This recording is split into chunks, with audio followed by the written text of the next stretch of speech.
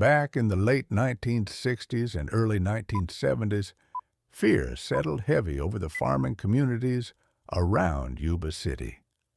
Migrant workers, mostly men who traveled alone looking for farm jobs, started disappearing without much notice. In them days, a lot of folks drifted from town to town picking fruit and working fields, and if one vanished, people often figured he'd simply moved on.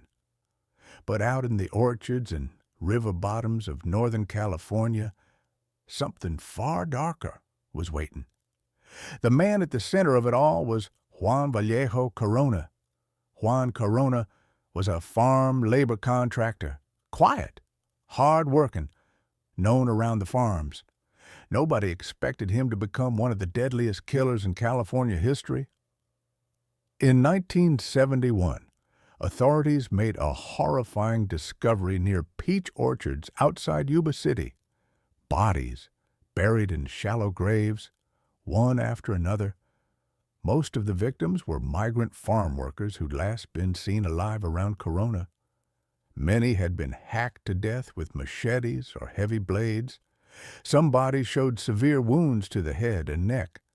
Investigators searched the fields for days, uncovering grave after grave beneath the dirt. By the end of the investigation, 25 bodies had been found. The scale of it shocked the entire country. Police later discovered notebooks connected to Corona that appeared to contain names and strange writings. Prosecutors argued the victims had been targeted because they were vulnerable men living alone with few connections nearby. During the trial, Corona's defense attorneys claimed he suffered from severe mental illness and schizophrenia. Records showed he had previously been hospitalized for psychiatric treatment years earlier. Still, prosecutors presented overwhelming evidence tying him to the killings.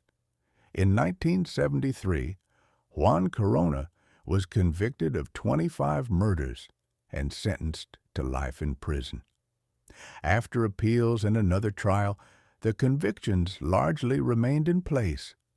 For decades, folks across California remembered the terror of those orchard graves. What made the case especially frightening was how ordinary Corona seemed to neighbors and workers around him. People saw him every day, while bodies were buried quietly beneath the very fields they worked in. Juan Corona died in prison in